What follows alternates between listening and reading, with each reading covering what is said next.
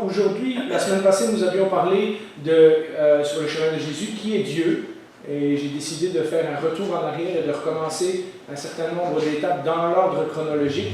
Et aujourd'hui, j'aimerais m'entretenir sur le sujet de qui est l'homme. Alors j'aimerais commencer par un mot de prière.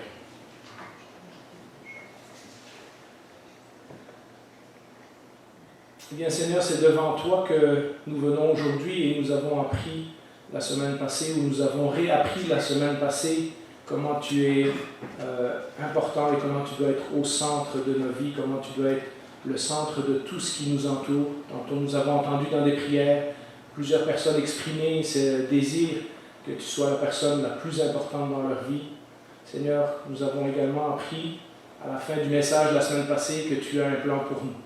Et donc maintenant, nous voudrions en toute humilité, sous ton regard et sous la direction de ta parole, écouter ce que tu as à nous dire ce matin. Il y aura des hauts et des bas, il y aura des bonnes et des mauvaises nouvelles, mais dans tout ça, nous voulons sentir que nous sommes encouragés par ta parole et que ton but, c'est le plan formidable que tu as préparé pour nos vies et non pas que nous nous sentions coupables. Alors guide-nous, guide mes paroles aujourd'hui, ouvre nos cœurs pour que nous soyons attentifs et réceptifs à ce qui va être dit et que ça puisse nous motiver pour le reste de la semaine. Au nom de Jésus, nous te prions. Amen.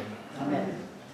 On peut mettre le premier verset au tableau. Vous connaissez sûrement ce verset souvent cité dans le psaume 8, les versets 5 et 6, lorsque David s'exclame à un moment donné « Qu'est-ce que l'homme pour que tu te souviennes de lui, et le Fils de l'homme pour que tu prennes soin de lui.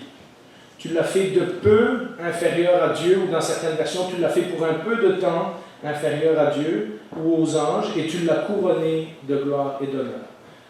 Certaines des anciennes versions avaient ange parce qu'ils trouvaient ça choquant de dire que le texte biblique disait que nous étions de peu inférieurs à Dieu. Mais lorsqu'on regarde le texte original, ça dit vraiment Elohim, donc le Dieu qui a créé la terre et le ciel. Et donc, dans l'ordre de la création, l'homme est mis une coche en dessous de Dieu. Et c'est important qu'on tienne ça comme distinction dans ce que nous allons dire aujourd'hui.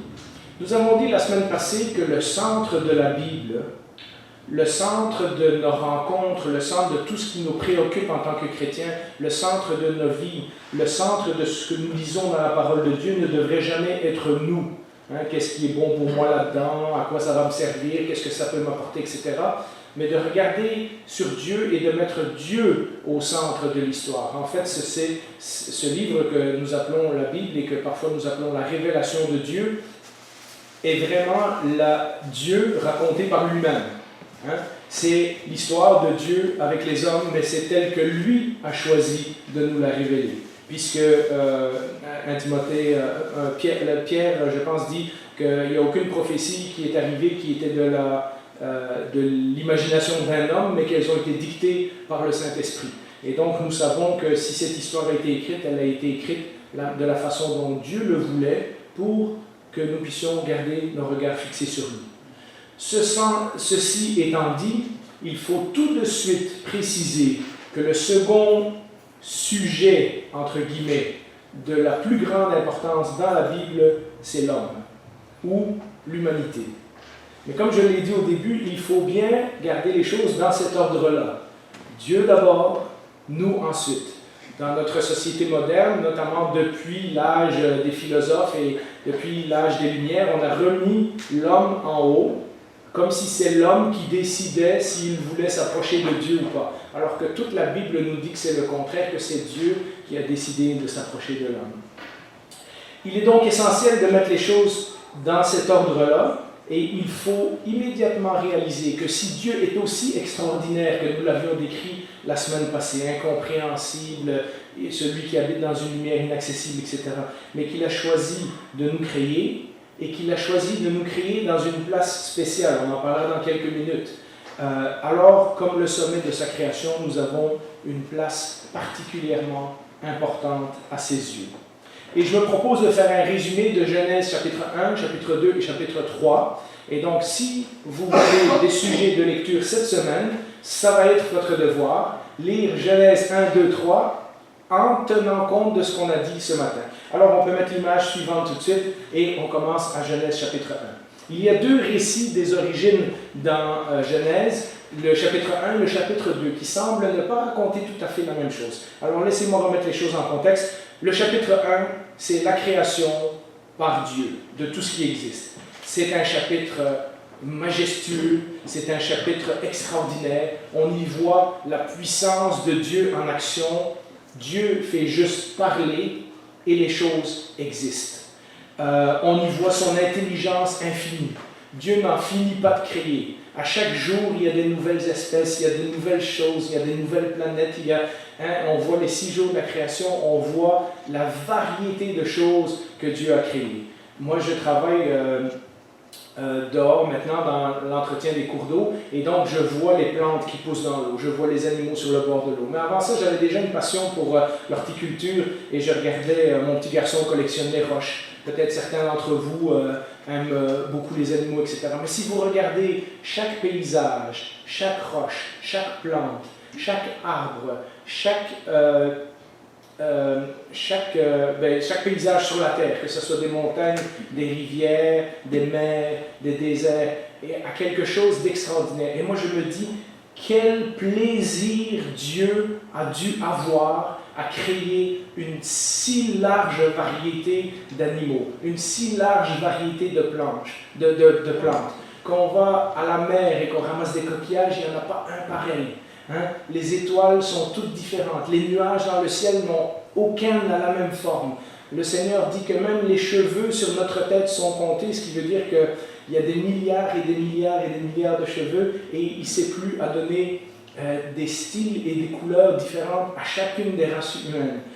Dieu a dû avoir un plaisir extraordinaire à créer tout ça. Et on voit donc dans ce chapitre 1 de Genèse, Dieu en action, Dieu en train de façonner le monde, l'univers, etc.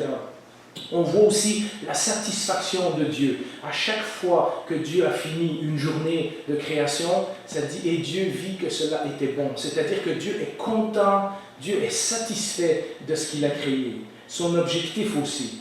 Je vous en ai parlé il y a quelques mois. Je pense que c'est sur l'Internet déjà, celui sur la Genèse, mais au pire, je vous ferai des copies de ça. On avait parlé des 6 jours de la création, mais aussi le rythme de Dieu. 6 jours pour travailler, 1 jour pour se reposer. Et on voit donc que Dieu a fait toutes les choses avec un but et un plan et un objectif. Dieu est organisé. Dieu met de l'ordre là où il y avait le chaos. Et Dieu fait toutes ces choses-là. Et au sommet de son œuvre créatrice, le dernier jour, le dernier point qui nous est mentionné dans l'acte créationnel de Dieu, c'est la création de l'homme et de la femme. Et donc, pour moi, nous avons une place particulière aux yeux de Dieu, parce qu'après que Dieu a tout créé, il a créé l'homme et la femme. Et juste de la façon dont le récit est articulé dans la Genèse, on peut voir que le sommet de ce que Dieu crée, c'est l'homme et la femme. Et donc, tout en ayant dit que Dieu est le centre de l'histoire de la Bible, nous voyons que nous occupons une place très, très, très importante tout de suite après Dieu. Dieu a fait une place essentielle à l'homme. Nous pouvons lire comme illustration Genèse chapitre 1, versets 26 à 29, et on peut l'afficher. Puis Dieu dit, c'est-à-dire après toutes les journées où il a créé l'univers qu'on connaît tel qu'on le connaît aujourd'hui, Dieu dit, faisons l'homme à notre image, à notre ressemblance, qu'il domine sur les poissons de la mer, sur les oiseaux du ciel, sur le bétail, sur toute la terre et sur tous les reptiles qui rampent sur la terre. Et Dieu créa l'homme à son image. Il le créa à l'image de Dieu. Il créa l'homme et la femme. Dieu les bénit et leur dit, reproduisez-vous, devenez nombreux, remplissez la terre et soumettez-la. Dominez sur les poissons de la mer, sur les oiseaux du ciel et sur tout animal qui se déplace sur la terre. Et donc nous voyons dans ce verset qu'en plus d'avoir attendu la dernière étape pour créer l'homme et la femme, Dieu leur donne également une place spéciale. Il leur dit, tout ce que j'ai créé, maintenant c'est vous qui allez vous en occuper. Je vous ai créé pour un but bien précis, c'est pour gérer la création que je viens de créer. L'homme a une place spéciale de par l'ordre de sa création et l'homme a des responsabilités spéciales. qui le distingue des animaux. L'homme est à l'image de Dieu. C'est le seul endroit dans la Bible où ça nous dit ça, dans le récit de la création. Donc, supérieur aux animaux. Je travaille avec, évidemment, toute une gang de gens qui ne croient pas en Dieu, et il y en a certains là-dedans qui sont plus philosophes que d'autres. Et lorsqu'on parle des affaires comme l'évolution et du sens de la vie, etc., les gens trouvent que j'accorde une trop grande importance à l'homme. Et je leur dis, écoute, ce n'est pas que je ne me rends pas compte du mal que l'homme peut faire dans le monde, ce n'est pas que je ne lis pas les nouvelles, ce n'est pas que je ne vois pas comment dans notre propre équipe il y a des gars qui se chamaillent pour rien, ce n'est pas que je ne vois pas le mal dans le monde, c'est que ma foi me donne une vision de l'homme, une valeur à l'humanité qu'un non-chrétien ne peut pas comprendre. Aux yeux de Dieu, lorsque nous sommes chrétiens et que nous comprenons ces choses, aux yeux de Dieu, nous avons une valeur extraordinaire. Et lorsqu'on remet l'homme dans le contexte de la création, on se rend compte que l'homme n'est pas juste un animal évolué. L'homme a une place spéciale dans le plan de Dieu. On a discuté en riant cette semaine dans notre famille. Vous savez, les gens qui disent parfois qu'on descend du singe. Et souvent, je leur réponds, si toi tu as envie de descendre d'un arbre, c'est correct. Mais moi, je sais que je descends de Dieu. Et donc, il y a d'autres blagues un peu moins drôles aussi qu'on peut faire. Mais vous voyez, il y a différentes façons de parfois choquer les gens et de leur faire réaliser que, ah oui, j'avais pas vu ça.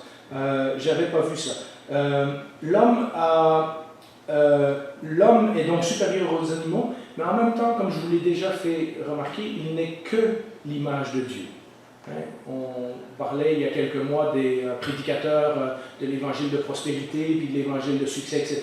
Et une des choses qu'ils essaient de nous faire croire, c'est que nous sommes Dieu. Parce qu'ils ont pris ce texte-là, puis ils nous disent que dans le fond, ça dit que si on est fait à l'image de Dieu, dans le fond, on est comme des petits dieux. Le texte nous dit bien que nous ne sommes qu'à l'image de Dieu. Nous sommes à sa ressemblance, mais nous ne sommes pas Dieu.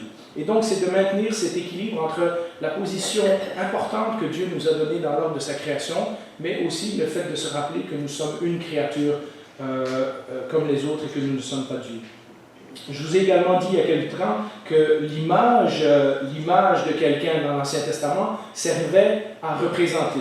On peut mettre l'image dans les anciens empires, que ce soit à Rome, que ce soit en Égypte, à Babylone, enfin tous les empires de l'Orient ancien. Lorsqu'on voulait signifier que telle ou telle ville ou tel pays ou tel territoire, ou même les bornes frontières, à l'origine les bornes frontières, nous, on pense que c'est pour marquer la limite entre deux pays, mais à l'origine, les bornes frontières sont pour dire « mon empire va jusque-là ».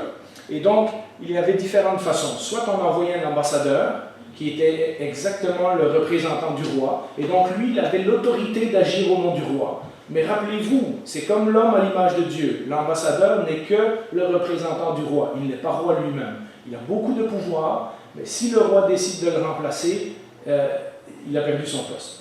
On pouvait aussi mettre une statue du roi ou une image du roi, ou on pouvait également, ça c'était à Babylone, surtout après l'invention de l'écriture, on mettait par exemple un traité ou une écriture ou le code de loi du pays pour dire l'autorité du roi de Babylone, par exemple, s'étend jusqu'ici. Et donc, lorsque une ville avait un représentant, soit une image quelconque ou un représentant en personne, on savait que ce territoire-là appartenait au roi. Et donc, ce que Dieu fait dans la création, en mettant l'homme, c'est qu'il nous met comme représentant de ce monde à sa place.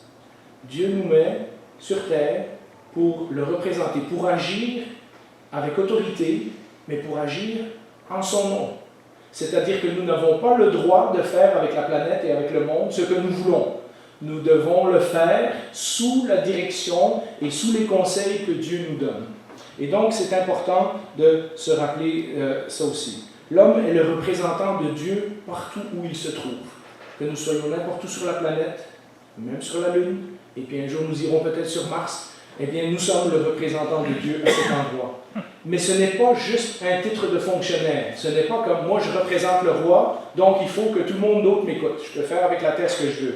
Le texte nous précise que nous avons l'autorité d'agir au nom de Dieu et de nous occuper de sa création. Et donc, nous avons pas juste un titre, nous avons aussi une fonction, une responsabilité. Nous devons prendre soin de ce monde. Dieu nous dit au début qu'il a béni le couple, qu'il les a qui leur a dit de se multiplier, de peupler la terre et de s'occuper de ce monde. Et donc, nous avons un travail à faire. Ce mélange de privilèges, c'est-à-dire d'être tellement supérieur aux animaux qu'on ne peut même pas nous comparer les deux, mais de responsabilité en même temps, puisque nous avons des responsabilités qu'aucune autre créature sur la terre n'a reçues de la part de Dieu, qui nous rend différents et qui nous rend supérieurs à toutes autres créatures. Moi, ça me rend aussi un petit peu humble, je dirais, de savoir que je suis redevable à Dieu à la fin de ma vie, de ce que j'ai fait dans ce monde. Et je ne parle pas juste spirituellement, je parle de ce que j'ai fait, de m'occuper du monde que Dieu m'a donné pendant le temps que je vivais. Ça me fait un petit peu peur, en disant, waouh, c'est un grand privilège, mais c'est aussi une responsabilité. Et donc, je me suis mis à réfléchir à ces choses-là. La Bible est donc l'histoire de Dieu, la révélation de Dieu, mais la révélation de Dieu, pas un Dieu qui est resté quelque part tout seul dans l'espace, mais un Dieu qui a choisi une de ses créatures, l'homme et la femme, pour être en relation avec eux, pour avoir une interaction, pour avoir une intimité ou une communion avec eux. Donc Genèse chapitre 1 nous parle des choses du point de vue de Dieu. Dieu est le centre de toute l'action, Dieu fait tout et il crée l'homme et il le met en charge du jardin. Nous arrivons à Genèse chapitre 2. On peut mettre l'image. Je vous en ai déjà également parlé lorsqu'on a étudié les psaumes. Contrairement aux religions de l'Antiquité, la race humaine dans la Bible n'a pas été créée pour servir d'esclaves aux dieux. Que ce soit chez les Égyptiens, chez les Babyloniens ou même plus tard chez les Grecs, on pensait que les dieux s'ennuyaient dans le ciel et qu'ils ne voulaient pas faire toutes les tâches comme apporter de la nourriture et etc., etc. Et donc ils ont créé une race qui s'appelle les hommes pour les servir. D'où l'idée que quand on apportait un sacrifice, en fait on apportait à manger aux dieux et toutes ces choses-là. La Bible ne nous dit jamais que Dieu nous a créés pour être ses esclaves, ou que Dieu nous a créés par caprice, ou que nous sommes soumis aux caprices de Dieu. Comme dans les religions de l'Antiquité, les dieux pouvaient faire arriver toutes sortes de malheurs aux hommes quand ça ne leur plaisait pas. Il y en a même un dans l'épopée de Gilgamesh, qui est une histoire, une vieille histoire de moins 2000 avant Jésus-Christ, qui ressemble en fait à l'Arche de Noé. Il y a comme ça des dieux qui décident d'envoyer le déluge sur la terre. Mais la raison, c'est que les humains font trop de bruit. Alors vous vous rendez compte, les humains font trop de bruit, alors il y a une déesse qui est fatiguée, qui décide qu'elle va détruire la création, et puis alors les autres dieux vont les voir et ils lui disent « Non, non, il faut sauver des personnes, parce que si tu détruis tout le monde, on n'aura plus personne pour nous servir. » Et alors c'est là que supposément elle sauve une famille qui ressemble à Noé, et qu'elle finit par pas tout détruire la création.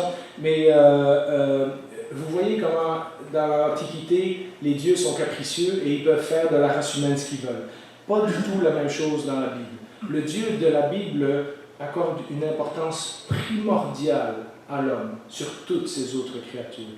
Il leur donne des grandes capacités et des grandes opportunités, mais il attend d'eux de grandes choses également. Genèse 2,15, on peut l'afficher. L'Éternel Dieu prit l'homme et le plaça dans le jardin d'Éden pour qu'il le cultive et le garde. Et donc Dieu a créé quelqu'un pour s'occuper du jardin pour lui. C'est une responsabilité, c'est un privilège. Le récit de Genèse chapitre 2, alors que Genèse chapitre 1 était très, très majestueux, très cosmique, très universel, le récit de Genèse chapitre 2, vous le remarquerez, est très terre à terre, est très concret. Ça commence avec la création de l'homme et de la femme une fois que tout le reste a été créé, et ça nous rappelle nos responsabilités, comme nous voulons le lire, en tant que représentants de Dieu dans ce monde. Il y a 3 autres points que je remarque dans le chapitre 2, et on peut mettre le premier tout de suite au tableau. Nous remarquons clairement dans le chapitre 2, lorsque vous lirez, vous verrez clairement que l'homme est totalement dépendant de Dieu pour son existence. L'homme ne s'est pas créé tout seul, l'homme est une créature, et donc il trouve la vie parce que Dieu lui donne la vie. L'homme est totalement dépendant de Dieu. Vous savez, la théorie de l'évolution, les gens disent que c'est une théorie scientifique. Il y a beaucoup de chrétiens qui ont souligné à juste titre que la théorie de l'évolution est en fait une théorie pas du tout scientifique, mais philosophique et presque même religieuse. C'est-à-dire qu'on essaye d'expliquer l'origine de l'homme, mais sans Dieu.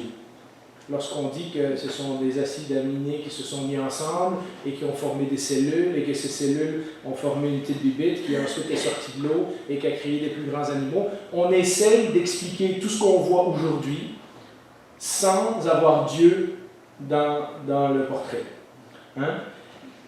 Et la conclusion logique d'une théorie comme la théorie de l'évolution, eh bien, c'est que s'il n'y a pas de Dieu et qu'on est le fruit du hasard, alors on n'est pas responsable de représenter Dieu sur cette terre.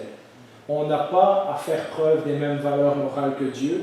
On n'a pas à s'inquiéter du lendemain parce que dans le fond, on existe et puis un jour on disparaît puis il n'y a plus rien. On n'a pas à s'inquiéter des futures générations. On n'a pas à prendre soin de la planète. On n'a pas à s'occuper des autres êtres vivants, les animaux, les plantes et ces choses-là. Alors vous voyez comment une théorie de l'évolution qui au début essaye d'être une théorie scientifique finit par avoir des conséquences très pratiques sur la façon dont on vit dans ce monde. Si on explique la création de l'univers sans Dieu, alors nous ne sommes pas des images de Dieu, et alors nous n'avons pas à être responsables devant Dieu de le représenter correctement dans ce monde. Donc la première chose, c'est que ce récit de Genèse chapitre 2 nous prouve que même si l'homme a une position supérieure aux animaux et un privilège extraordinaire de ressembler à Dieu, l'homme est totalement dépendant de Dieu pour son existence. Le deuxième point à noter, c'est que, et on peut mettre la prochaine diapositive, c'est que bien que créé à l'image de Dieu, donc supérieur à tous les animaux, et je pourrais vous en parler en long et en large, j'ai coupé ça dans mon message d'aujourd'hui parce que je ne voulais pas rallonger, mais simplement notre façon de ressentir des sentiments, de communiquer les uns avec les autres, de penser à notre avenir, de faire des inventions. Nous sommes tellement supérieurs aux animaux que je ne comprends même pas comment la théorie de l'évolution essaye de nous faire mettre tous dans le même paquet. L'homme a des capacités tellement plus infinies que celles des animaux, tellement plus grandes que celles des autres êtres vivants comme les plantes et ces choses-là, qu'il n'y a même pas de comparaison. Mais bien que nous sommes créés à l'image de Dieu, l'être humain a des limites importantes. D'abord, nous sommes tirés de la même matière que le reste de la création. Nous sommes tirés de la terre, hein, ça dit dans Genèse chapitre 2, Dieu prit de la poussière du sol et il façonna l'homme. Alors, on est de la poussière. Et la Bible nous dit, hein, tu es poussière et tu retourneras poussière. Ce qui veut dire que notre corps physique, un jour, se désagrège et tombe en morceaux et puis nous finissons par retourner dans le sol. Nous sommes tirés de la même matière que le reste de la création et pourtant, et c'est toujours cet équilibre entre privilège et responsabilité, entre grandeur mais en même temps humilité. Hein, la Bible tient cet équilibre et pourtant, Dieu a soufflé l'esprit de vie en nous. Hein, Dieu a soufflé son esprit en nous pour nous faire vivre. Nous ne sommes pas infinis. Au début de la création, nous ne sommes pas éternels non plus. C'est Dieu seul qui est éternel. Nous devons avoir accès à l'arbre de la vie pour continuer à vivre. Puisque quand l'homme pêche, Dieu dit aux anges dans Genèse chapitre 3, on va lui fermer l'accès à l'arbre de la vie, sinon il va continuer à vivre dans le péché éternellement. Et donc, nous avons accès à l'arbre de la vie, nous aurions pu vivre indéfiniment sans le péché, mais ce n'est pas ce qui arrive à cause du péché. Nous sommes fragiles, et depuis la chute, et on va le voir dans Genèse chapitre 3, c'est encore pire, nous sommes encore plus fragiles, et surtout nous sommes soumis au temps et aux lois physiques et au cadre dans lequel Dieu nous a mis. Que nous soyons parfaits ou pas, si nous tombons d'un immeuble de 20 étages, nous sommes quand même soumis aux lois de la physique. Nous ne sommes pas des oiseaux, nous ne sommes pas des poissons, donc Dieu nous a créés avec des pouvoirs, des capacités extraordinaires, mais en même temps avec des limites. Et donc, il faut reconnaître que nous avons des limites. Et la troisième chose, eh bien, c'est que nous avons une tâche à accomplir. Beaucoup des gens avec qui je parle, qui justement ne comprennent pas cette pourquoi les chrétiens croient tellement à la création et à l'origine de l'univers tel qu'il est expliqué dans la Bible, et pourquoi pour nous c'est si important de savoir que le Dieu qui a fait l'univers nous a créés et qu'on a de l'importance à ses yeux. Beaucoup de mes amis non chrétiens, justement, ne comprennent pas pourquoi on est là. Ils pensent que, j'en ai un qui me dit à tous les jours, les enfants, ils n'ont pas choisi de venir au monde. Et en fait, ce que je devine dans son langage, c'est que lui, il souhaiterait ne pas être né, parce que sa vie n'est pas très géniale. Hein? Et c'est une façon de voir les choses. Quand on ne sait pas d'où on vient, on ne sait pas à quoi on sert. On ne sait pas où on s'en va. Quand on n'arrive pas à expliquer notre origine, on n'arrive pas à expliquer notre but dans la vie. Et la Bible nous dit clairement que Dieu nous a donné des tâches à accomplir. Dans le verset 15 de chapitre 2, ça nous dit de garder et de cultiver le jardin, mais vous comprenez que ça parle de toute la création que Dieu avait faite. Hein? Toutes les choses que Dieu avait créées, nous avions le potentiel de développer ça de façon extraordinaire. Nous n'avons pas rien à faire. Nous devons développer le monde que Dieu a créé, mais en son nom, c'est-à-dire en le représentant, en représentant qui il est, comment il est, en représentant sa personnalité, etc. Donc, en d'autres mots, nous avons à développer cette création que Dieu nous a confiée, mais en étant agréable à Dieu. Nous n'avons pas la permission de tout faire. C'est dans Genèse chapitre 2 que Dieu dit, tu peux tout faire, tu peux toucher à tout, mais cet arbre-là, tu n'y touches pas. Et donc Dieu nous dit, regarde, tu peux faire beaucoup de choses, mais il y a des limites. Hein? Et donc nous avons des tâches à accomplir, mais nous avons aussi des choses que nous ne devrions pas faire.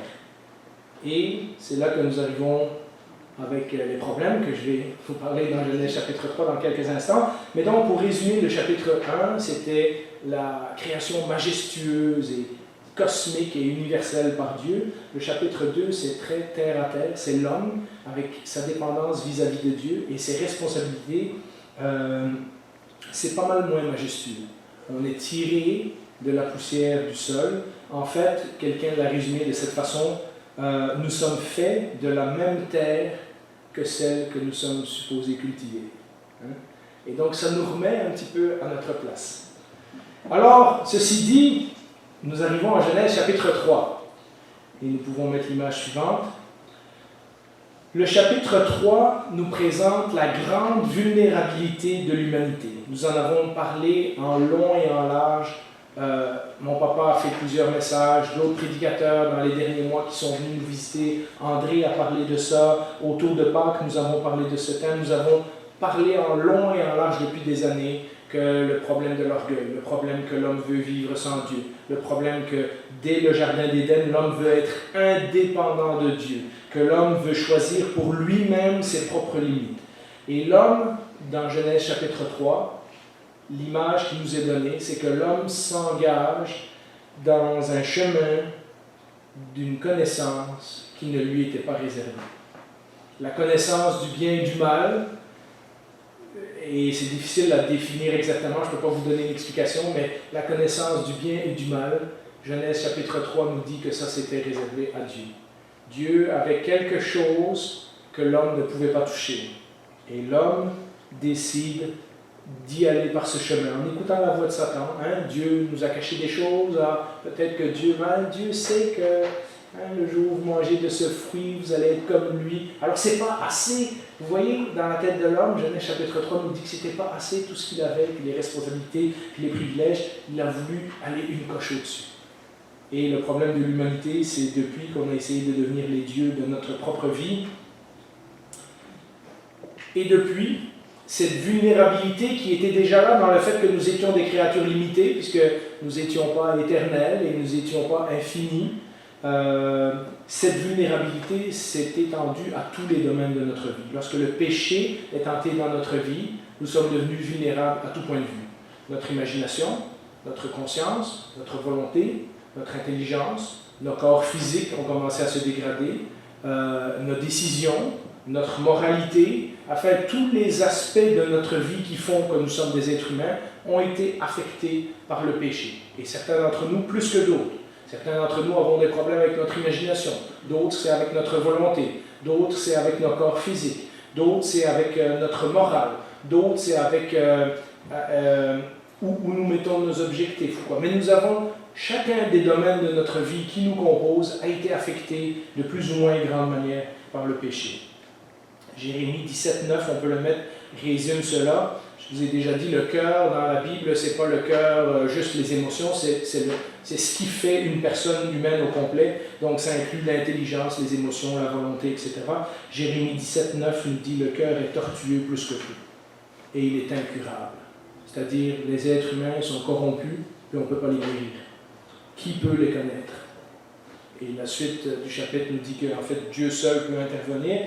Mais quand nous lisons, à partir de Genèse 3, la suite des récits bibliques, nous découvrons que l'homme est capable de causer à Dieu de grandes déceptions et de grands échecs.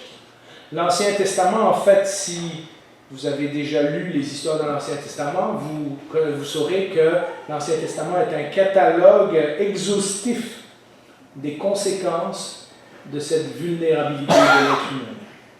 Le prophète Osée, mais il y aurait eu des dizaines d'histoires, des dizaines de versets que j'aurais pu vous citer. Osée 4, verset 1 nous dit « Il n'y a pas, et là Dieu est en train de parler à son propre peuple, ceux qui sont supposés le connaître. » Fait qu'imaginez ce qu'ils pensent des nations qui ne le connaissent pas. Hein? Il n'y a pas de vérité, pas de bonté, pas de connaissance de Dieu dans le pays. Il n'y a que parjure, mensonge, assassinat, vol, adultère, on recourt à la violence, on commet meurtre sur meurtre. Ça, c'est la conclusion que Dieu donne de son peuple après des centaines d'années que son peuple a eu la loi, a eu les prophètes, a eu Moïse, a eu les pays promis, a eu le tabernacle, a eu les 10 commandements, a eu le temple, a eu un roi comme David. Après tout ça, après toutes ces bonnes choses que Dieu a fait pour son peuple, la conclusion de Dieu, c'est quand même que son peuple est une gang de menteurs, de voleurs, de tricheurs, de meurtriers, etc.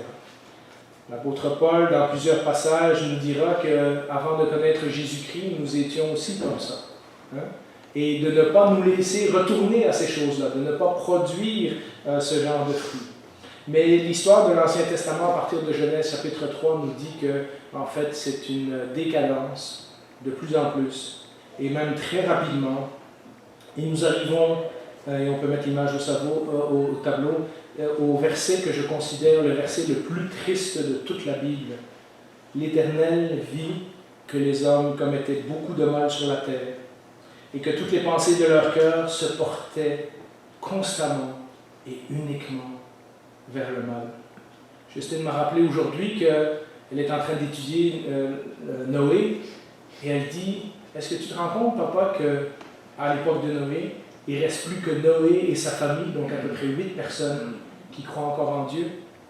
Et je lui ai dit, Justine, je vous en parlerai un jour, plus en détail, mais je peux vous dire, quand on arrive à Abraham, Abraham est le dernier de la descendance de Seth, qui était le fils que Dieu avait donné à Adam et Ève pour remplacer Abel, qui est mort. La lignée de Seth, qui est considérée comme la lignée juste dans la Bible. Abraham est le dernier de cette lignée, il n'a pas d'enfant. Et où est-ce qu'il est? Il est à Ur, en Chaldée. Donc, chez les Babyloniens, en train d'adorer des faux dieux. Si Abraham meurt, l'histoire du salut s'arrête là. Et Dieu intervient toujours à la dernière minute. Mais Dieu intervient toujours de façon extraordinaire. L'Éternel regretta d'avoir fait l'homme sur la terre et en eut le cœur peiné. Si je devais le dire dans d'autres mots, nous avons brisé le cœur de Dieu. Ce Dieu que nous avons vu la semaine passée, ce Dieu qui nous a donné cette place extraordinaire dans de responsabilité dans sa création, nous lui avons brisé le cœur. Et nous arrivons à Genèse, chapitre 6, verset 6. Dieu en eut le cœur peiné.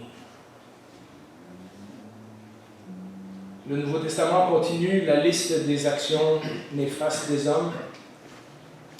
Galates 5, 19 nous dit, on peut l'afficher au tableau, les œuvres de la nature humaine, c'est-à-dire les œuvres qui sont propres à l'humanité, sont évidentes.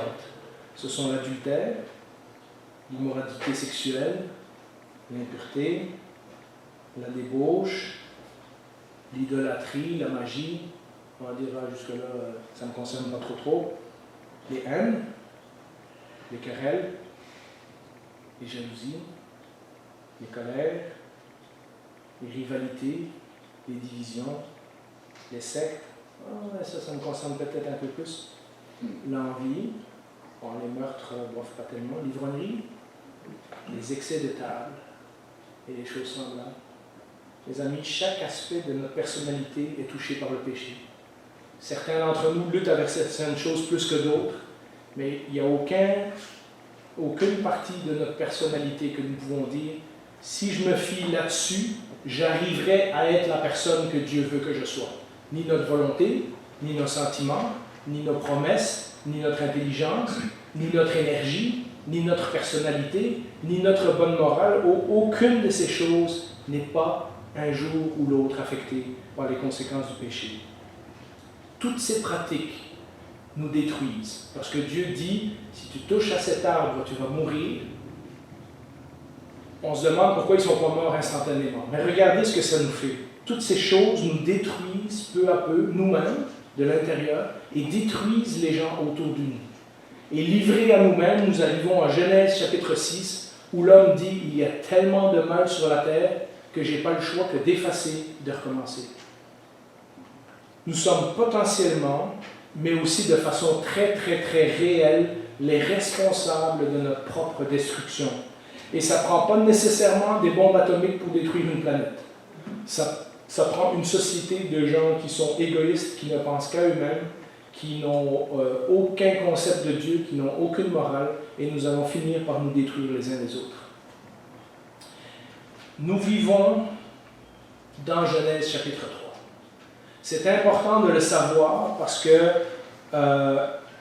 parfois, en tant que chrétiens, nous avons l'impression que nous sautons tout de suite au Nouveau Testament. Jésus nous a sauvés et nous pensons que depuis que Jésus nous a sauvés, tout devrait aller bien dans notre vie. C'est important de se rendre compte que depuis Genèse chapitre 3, même si Jésus est venu dans ce monde pour apporter le royaume de Dieu et nous montrer qu'il y avait une nouvelle façon qui était possible de vivre, nous vivons quand même dans un monde qui est profondément affecté par les conséquences de la chute, par les conséquences du péché. Et donc, lorsque les choses vont mal dans notre propre vie, ou lorsque les autres nous font du mal, ce n'est que tout à fait compréhensible, ce n'est que tout à fait normal dans la façon dont la Bible nous a été écrite. Et donc, ceux qui nous prêchent que nous pourrions avoir la prospérité, le succès, la guérison et tout ça instantanément, sont sur une mauvaise voie, parce que la Bible de long en large nous dit que nous vivons encore dans un monde qui attend le renouvellement de la création, qui attend encore l'intervention de Dieu de façon finale. Quand nous regardons ce monde, quand nous regardons le mal autour de nous, quand nous plongeons dans ces textes et nous nous rendons compte que nous aussi, nous faisions partie de ces gens-là, la question à se poser n'est pas est-ce que l'humanité est devenue tellement méchante qu'elle a perdu ou qu'elle a détruit l'image de Dieu.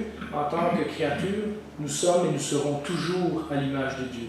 La question, c'est pas est-ce que nous pouvons perdre l'image de Dieu, mais la vraie question, c'est est-ce que nous représentons Dieu de la meilleure façon? Est-ce que nous vivons bien selon Dieu? Est-ce que nous sommes la bonne image de Dieu? Allons-nous nous occuper de ce monde que Dieu nous a confié ou allons-nous l'exploiter? Et quand je parle d'exploiter, je ne parle pas juste d'écologie et de pollution. Je parle aussi lorsque nous travaillons et que nous travaillons que pour l'argent et que pour nous construire des choses, etc., nous faisons déjà des choix égoïstes. Allons-nous agir les uns envers les autres avec bonté, comme le Dieu bon que nous sommes supposés représenter, ou avec mépris? Romains 8,9, on peut l'afficher, nous dit « De fait, la création attend avec un ardent désir la révélation des fils de Dieu. » C'est un verset compliqué, mais en gros, ce que ça veut dire, c'est que la création au complet, parce que nous, les représentants de Dieu, avons mal tourné, la création au complet, nous dit un autre texte, souffre les douleurs de l'enfantement. C'est comme une femme enceinte avant qu'elle accouche. Ça fait tellement mal, donc à cause de notre péché, la création entière est affectée.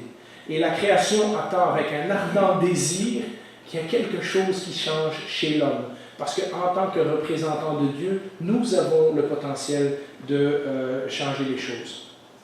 Évidemment, si nous arrêtons en Genèse chapitre 3, ça serait un bien triste message. Et comme je l'ai toujours dit, lorsqu'on prêche le message de la Bible, il faut prêcher la mauvaise nouvelle et la bonne nouvelle.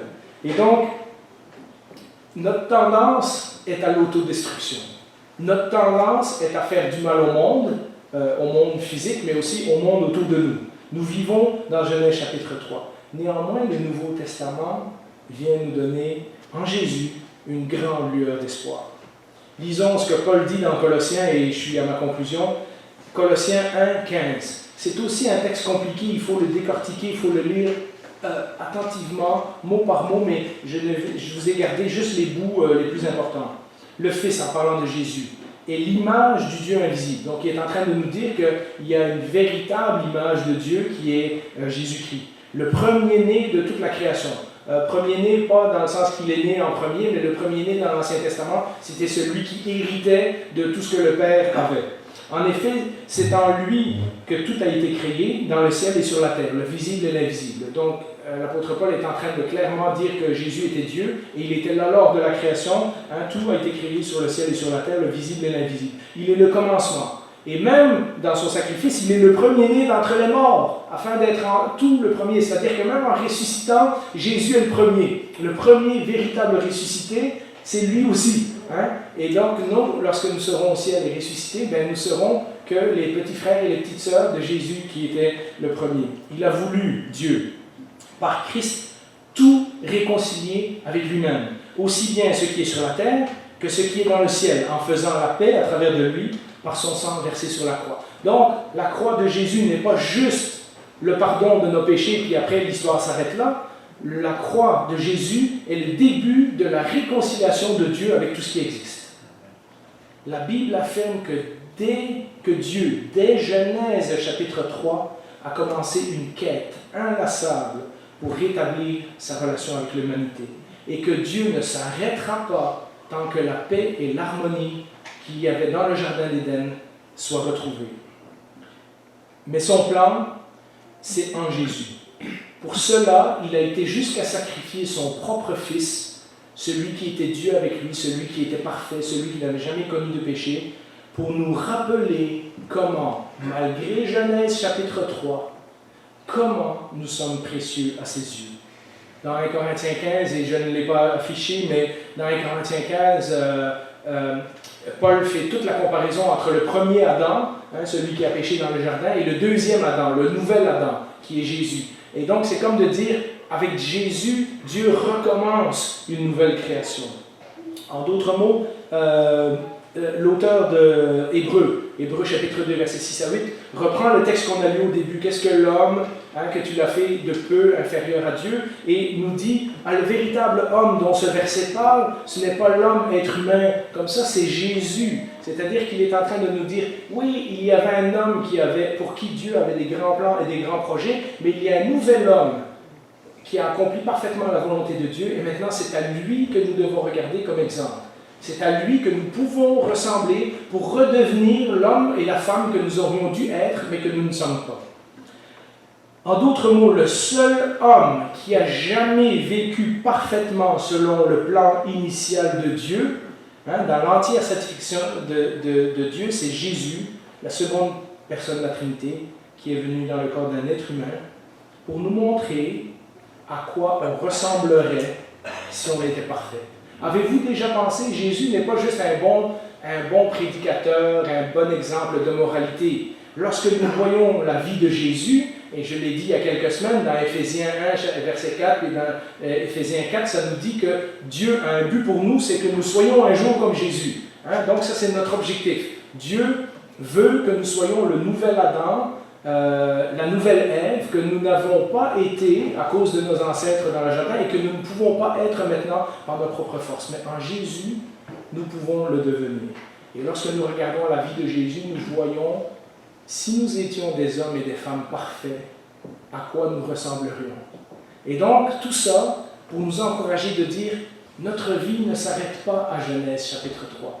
Mes frères et sœurs, lorsque nous avons accepté le sacrifice de Jésus sur la croix, et j'espère que chacun de vous l'a fait dans sa propre vie, lorsque nous avons accepté ce que Jésus a fait sur la croix pour nous, Dieu nous a recréés, Dieu a fait de nous des nouvelles créations. Nous sommes nés de nouveau. Nous sommes maintenant une nouvelle créature, une nouvelle création en Jésus-Christ. En Jésus, nous pouvons, en Jésus seulement, pas par nos propres forces, pas par notre volonté, pas par notre moralité, pas par le nombre de fois qu'on vient à l'église, pas par le nombre d'argent qu'on donne, pas même parce qu'on a le titre de pasteur. En Jésus seulement, nous pouvons redevenir les dignes représentants de Dieu dans ce monde et dans cette création qu'il nous a confiée. En Jésus, notre potentiel de produire des grandes choses pour Dieu devient réalité. Mais avant que vous imaginiez des grandes choses, je vais vous dire qu'est-ce que la Bible appelle les grandes choses. Lisons, et c'est le dernier verset, Galates 5, 22. Le fruit de l'esprit, c'est l'amour, la joie, la paix, la patience, la bonté, la bienveillance, la foi, la douceur, la maîtrise de soi. Nous aimerions bouleverser le monde. Jésus est venu pour bouleverser nos cœurs, pour que nous puissions produire ce genre de fruits. Parce que lorsque nous produisons ce genre de fruits, nous devenons comme Jésus, et lorsque nous devenons comme Jésus, nous devenons les dignes représentants de Dieu dans sa création. Et de là, ce que nous ferons, confie tes plans à l'Éternel et l'Éternel les bénira, à partir du moment où notre vie est alignée sur l'objectif initial de Dieu, et que nous sommes devenus ses enfants, et que nous tendons à devenir de plus en plus comme Jésus, et que nous laissons Dieu transformer nos vies et produire ses fruits, qui ne sont pas toujours faciles dans notre vie, eh bien nous devenons Adam et Ève tels qu'ils auraient dû être. Nous devenons l'homme et la femme, les dignes représentants de Dieu sur cette terre que nous aurions dû être. Alors prions.